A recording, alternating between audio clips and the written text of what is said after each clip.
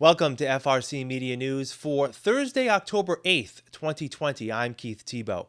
This week, schools have been open for 3 weeks. We get an update from Mayor Paul Coogan, as well as ways parents are getting help with their students' education in this new normal. We hear from more candidates on the November 3rd state election ballot, and we preview next week's Fabric Arts Festival here in Fall River. All that and more coming up.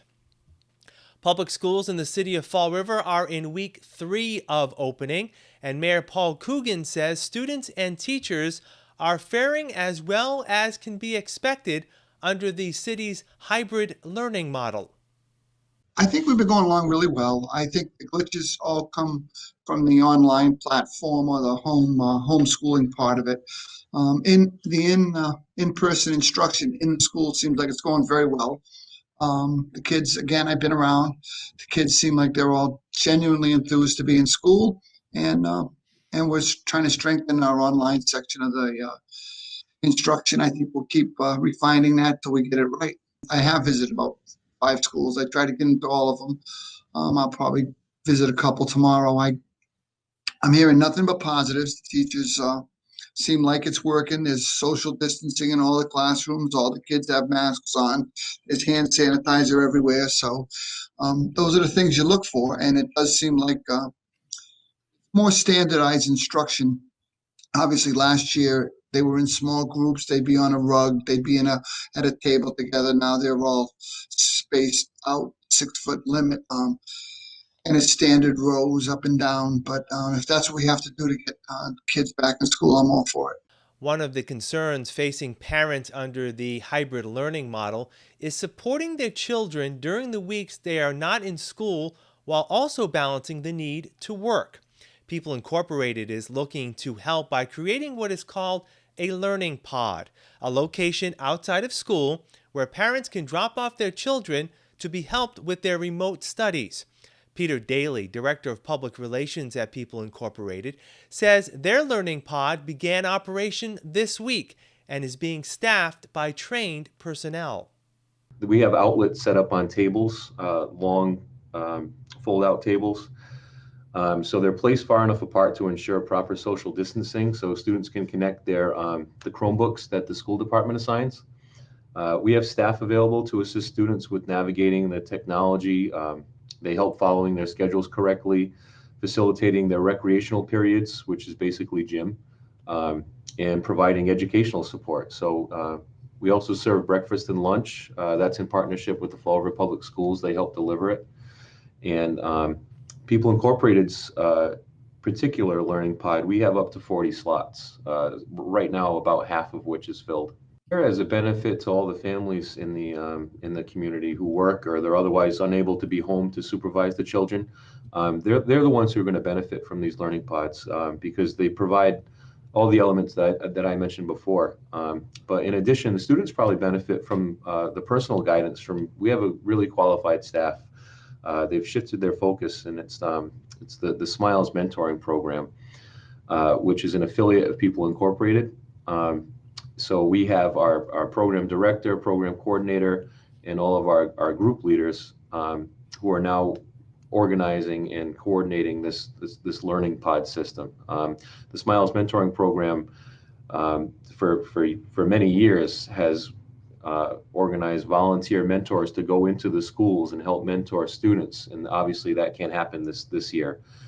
So this feels like a really good natural fit for the staff to kind of shift their focus and help the community.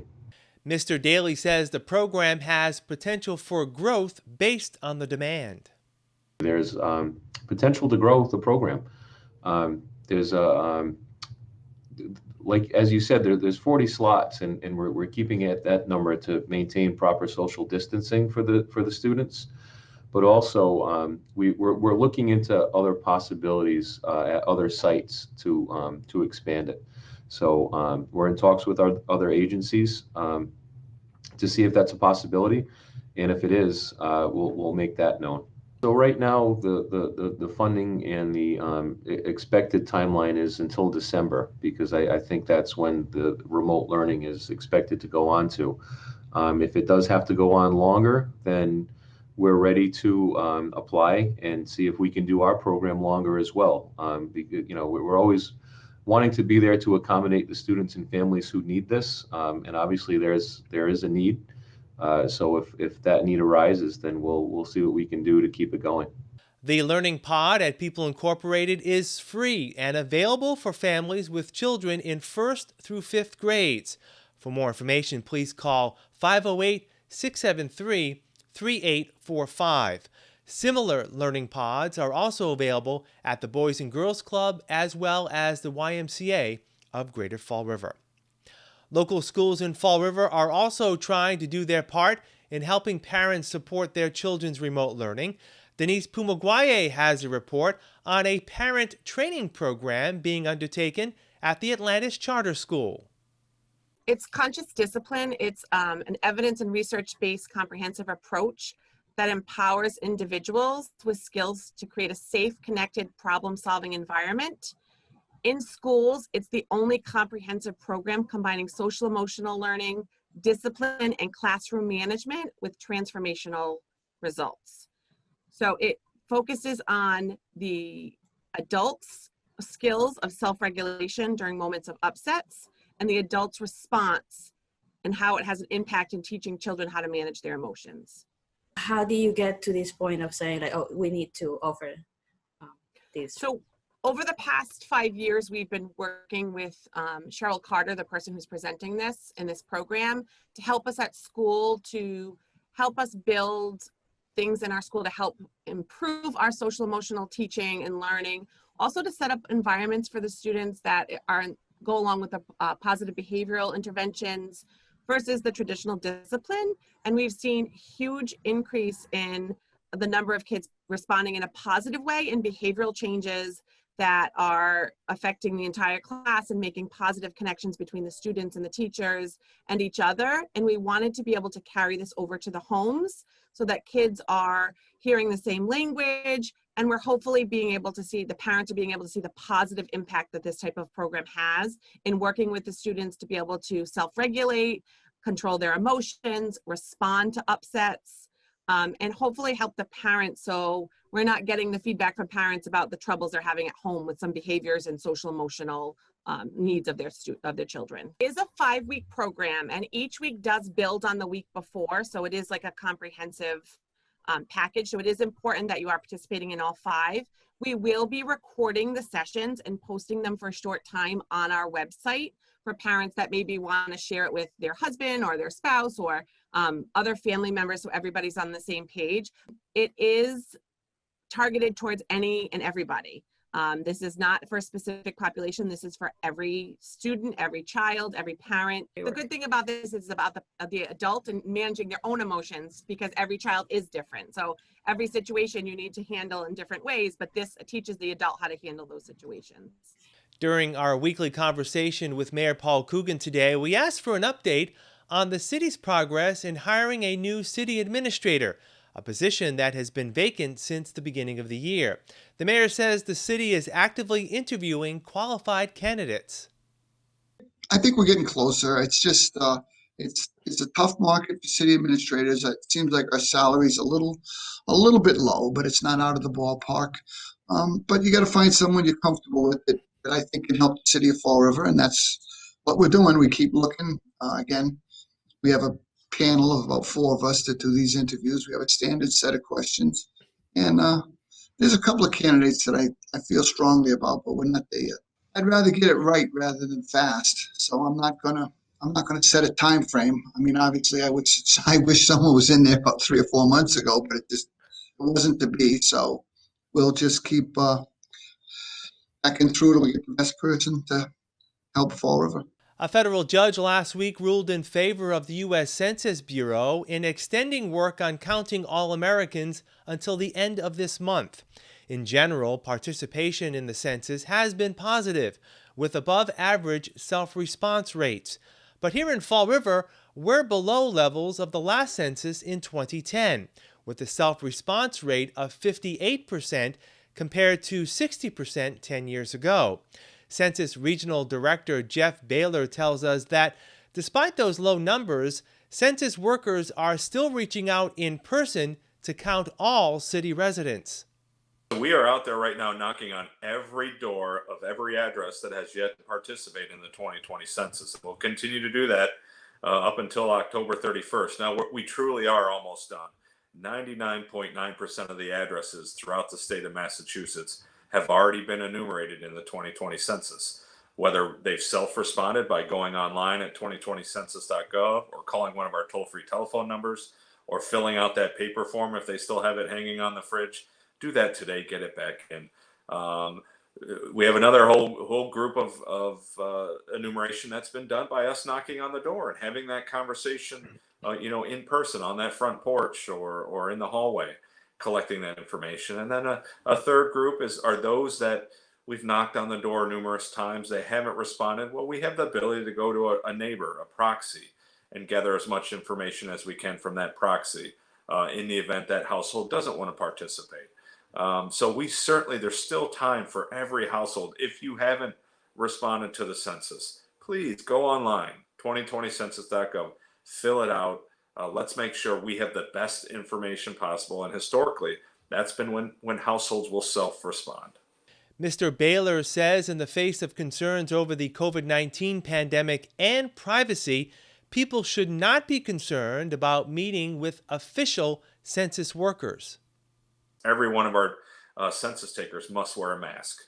When they knock on your door, they must back up 6 feet. There's no need for them to come into your home. We remind them about washing their hands frequently. We even give them hand sanitizer and extra masks to use when they're out there working. So it's safe from a health perspective to open up your door and to have that conversation. In addition, every one of our census employees, with the first hour on the job, you take an oath of confidentiality, and that oath is for life. That's for their entire lifetime, not just while they work. And that oath basically states that if they were to release information about an individual or their household at any time, they will be imprisoned up to 5 years and fined up to $250,000. And you're absolutely right. When we release this data to the public, it's not at a person or household level. It's at some higher level geography, whether that's a city or a town or a county or a state. And it never includes names or addresses. So please, we want the public to feel confident that the data they provide cannot be shared with anyone at any time for any reason. And that includes law enforcement agencies, includes ICE and Homeland Security, includes local housing authorities. No one can access this data at the person or household level. If you have yet to interact with the U.S. Census, you can still do so by going online at 2020census.gov. We'll have more FRC Media News right after this. Here are some job descriptions on the latest .jobs list from the Mass Hire Fall River Career Center. Commercial Insurance Assistant Account Manager, Hub International, located at 222 Milliken Boulevard, is looking for a full-time Commercial Insurance Assistant Account Manager to collaborate with the account management team on service strategies, aligning clients' business needs, and ensuring insurance objectives. Job number 140-61654. Wellness Advisor. Cresco Labs, located at 1 West Street, is in need of a full-time wellness advisor to assist patients in selecting the proper medical cannabis products for their needs and are the go-to product expert on duty at the store. Job number 140-65269.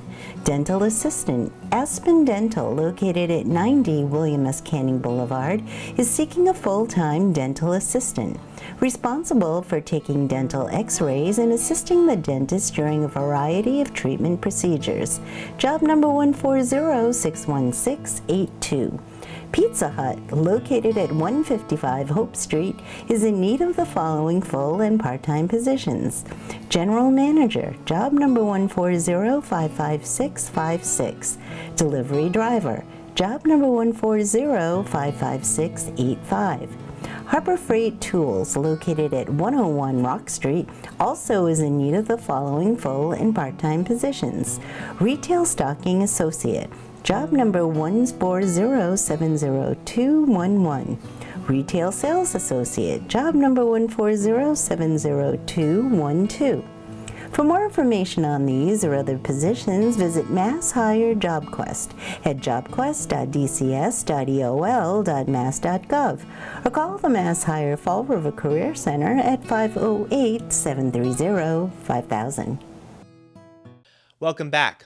Time now to hear from more of the candidates running in the November 3rd state election.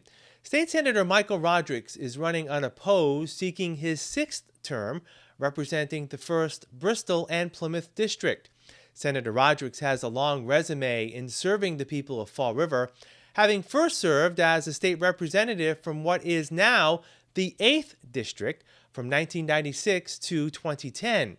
During his tenure in the Senate, he has moved up the ranks in leadership, currently serving as the chair of the powerful Ways and Means Committee. Senator Rodrigues says his role as committee chair will continue to serve the region well. I would say that, history will judge us, but during my term, as long as it shall last, as Senate Ways and Means Chair, there will be more resources flowing back to the city of Fall River in the South Coast than ever before. For instance, just last year, we secured $1.7 million in public safety staffing grant support for our City of Fall River Police, our City of Fall River Fire. Over my tenure, we've gotten close to $8 million in public safety staffing support, the highest amount by far of any community in the Commonwealth of Massachusetts. Why? Because we all know that public safety, our police and our fire, our EMTs, our first responders are one of the most important areas that we should be and we will continue to invest in. Monies for the Children Advocacy Center, monies for the Fall River Boys and Girls Club, monies for the Fall River Children's Museum, monies for Bristol County Fire Chiefs Emergency Radio, monies for Shannon grants, for Safe and Successful Youth grants.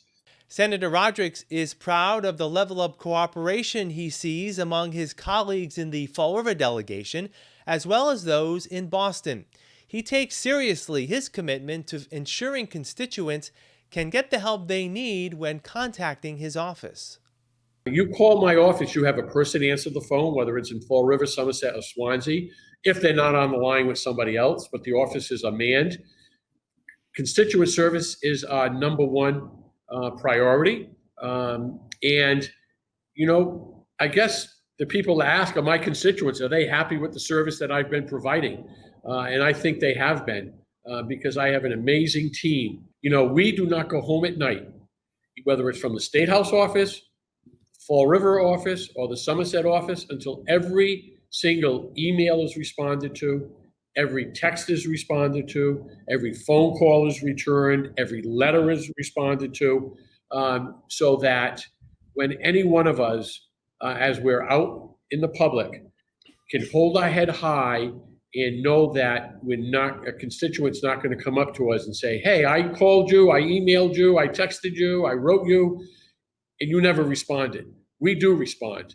Democrat Paul Kitchen is seeking his 4th four-year term as a Bristol County Commissioner.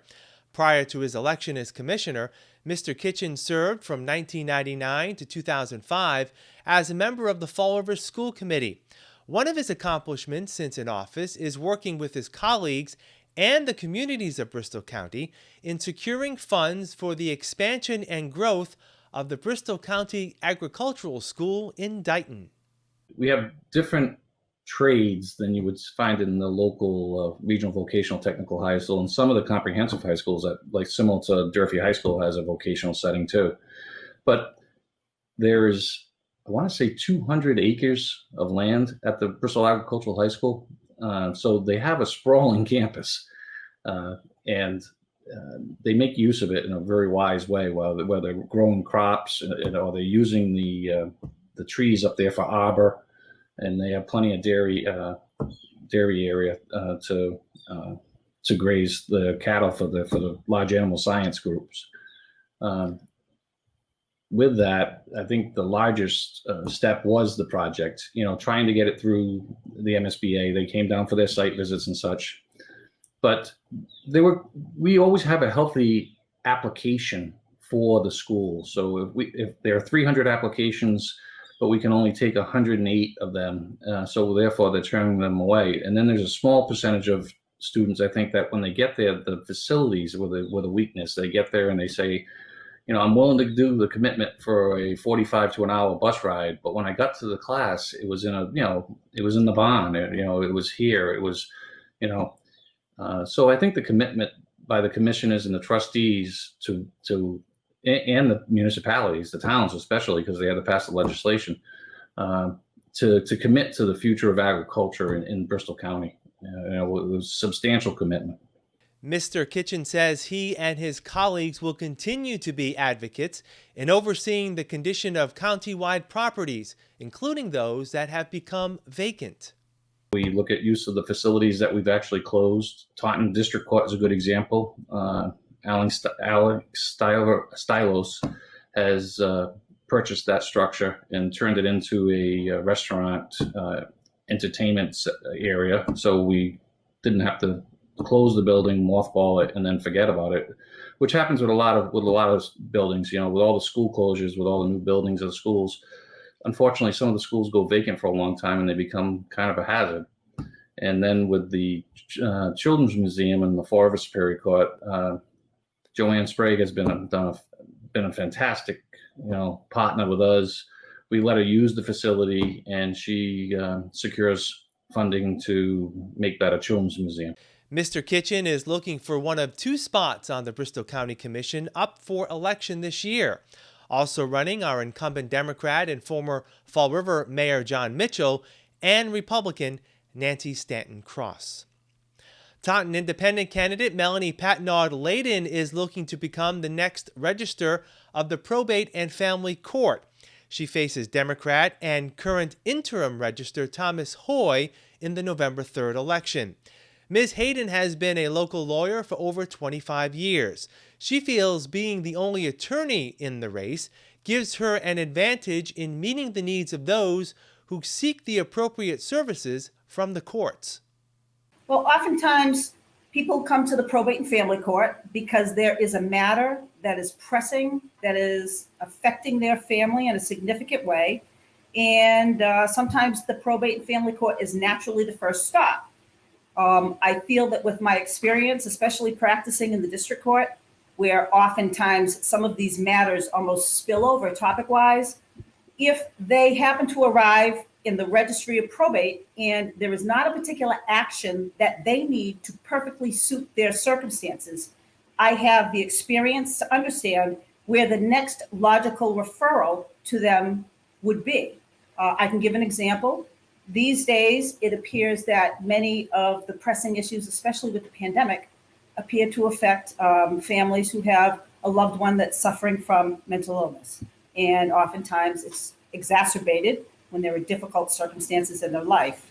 Now, sometimes people would come to the probate and family court thinking, well, I've heard someone speak about guardianship, and maybe that's the remedy to solve the situation. But I spent many, many years doing district court mental health commitments. And I understand that sometimes families have urgent needs for treatment that would better be handled by a civil commitment, which is a proceeding that is out of the district court. Ms. Layden feels the registry has made strides in the accessibility of court information and the holding of hearings remotely, mainly due to the COVID-19 pandemic. In light of that, she believes the office should not lose the benefit of meeting clients in person. I think that these new virtual means are very convenient and very good options, but I, as a registrar, want to make sure that I, based on my experience of dealing with the constituents and the voters and anybody from Bristol County, even the lawyers, is that we like and have often relied on that personal service that you get when you go to the courthouse and when you participate in hearings with your presence. We invite you to visit our special Election 2020 webpage at frmedia.org/election 2020, where you can find links to our complete interviews with the candidates and the ballot initiatives facing voters on November 3rd. The second Fabric Fall River Arts Festival will take place next Friday and Saturday October 16th and 17th in person and virtually in Fall River. You can get a complete overview from correspondent Brian Fraga on our website, and you can also view a promo video right here.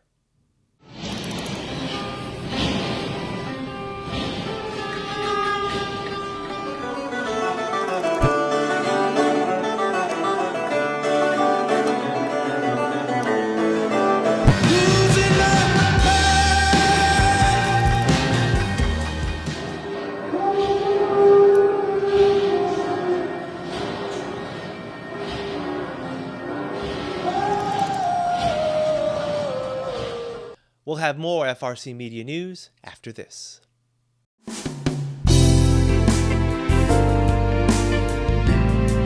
Hi, welcome to Hot Dogs and Cool Cats. Today we have Rain. Miss Rain here is a very friendly 3-year-old short hair. Right now she's got a cone on. You might be able to tell from the video. She has a little growth on her face, which we have checked. It is benign. We're actually going to be getting that removed. But in the meantime, she has to wear this cone here. As you can tell, she is very friendly. She very much likes human attention, especially right now because this cone is making her neck very itchy. She's very well adjusted. She would do well with children. She does good with other cats. She's a very laid-back cat and definitely loves the attention. So if you'd like to give her some attention, you can come down to 300 Linwood Street in Fall River, Massachusetts at Forever Paws Animal Shelter. Welcome to Hot Dogs and Cool Cats. Today we have Vinny Venus. As you can see, he does have a deformed eye. There is a chance that it can be saved, but there's also another chance that it will have to be removed. He is very friendly. He does love bites. He's very playful. He's affectionate. He's a fun little guy. If that would be too much to handle, with the deformity, we do have plenty of other kittens to look at. What Vinny does is he stays in the cage in the kitten room. He was just playing a little rough at first, so that's why we had him separated. But he is very playful, though. He does like the other cats. Come down to Forever Paws Animal Shelter at 300 Linwood Street in Fall River, Mass. Come meet Vinny and all of our kittens. Finally tonight, we'd like to recognize our own Denise Pumaguaye, who last week was presented with the 2020 Hispanic Latino Latinx Community Award from Bristol Community College. Denise is a Bristol grad who has long had a passion for journalism, having worked at the college's student newspaper as well as the Standard Times in New Bedford. Along with her work with us, Denise has also worked as an outreach coordinator within the Latino community for the U.S. Census Bureau. Congratulations, Denise. Well deserved. That'll do it for this edition of FRC Media News. Please check out our website, frmedia.org, for all the latest news and information, as well as that special Election 2020 webpage. FRC Media News can be viewed on FRC Media Thursdays at 6 p.m. and Fridays at 5:30 p.m. For all of us here at FRC Media News, I'm Keith Tebow. Have a great long holiday weekend. We'll see you next Thursday.